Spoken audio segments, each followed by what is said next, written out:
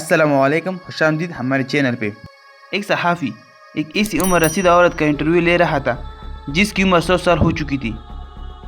ये औरत की सालगिरह का मौका था। सहाफ़ी उस औरत की जहान से बहुत मुतासिर हुआ। उसे बड़ी हैरत हुई कि यह खातून इतनी बूढ़ी होने के बावजूद रोज़मर्रा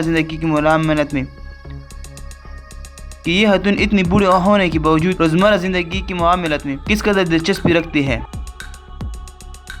उसने खातून से पूछा कि अब इतनी उम्र हो चुकी है लेकिन अब की तमक्कुनात व दस्तूर कायम है, आखिर ये क्या राज है। औरत ने जवाब दिया, मुझे यकीन है कि अगर लोग मामूली बातों पर बेजा तरीके से परेशान होना छोड़ दें और खुद को हल्का न करें तो वो अपनी उम्र से दोगुनी ज़िंदगी गुजार सकते हैं। ज़रा मेरे साथ उस खिड़की के करीब आए और देखिए कि ये लोग किस तरह हल्कान हो रहे हैं, उन्हें किस कदर जलती है और वो कितनी घबराहट में मुबतला है।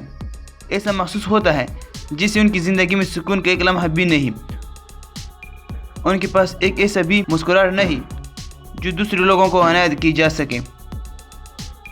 जब आप मेरी उम्र को पहुंचेंगे तो आपको महसूस होगा कि ज़िंदगी के मसाइल वक्त गुजरने के साथ साथ खुद बहुत हल हो जाते हैं।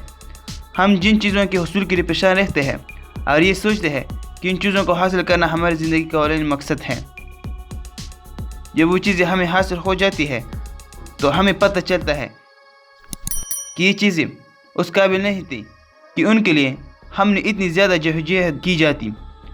सब लोग ज़हनी तनाव का शिकार रहते हैं।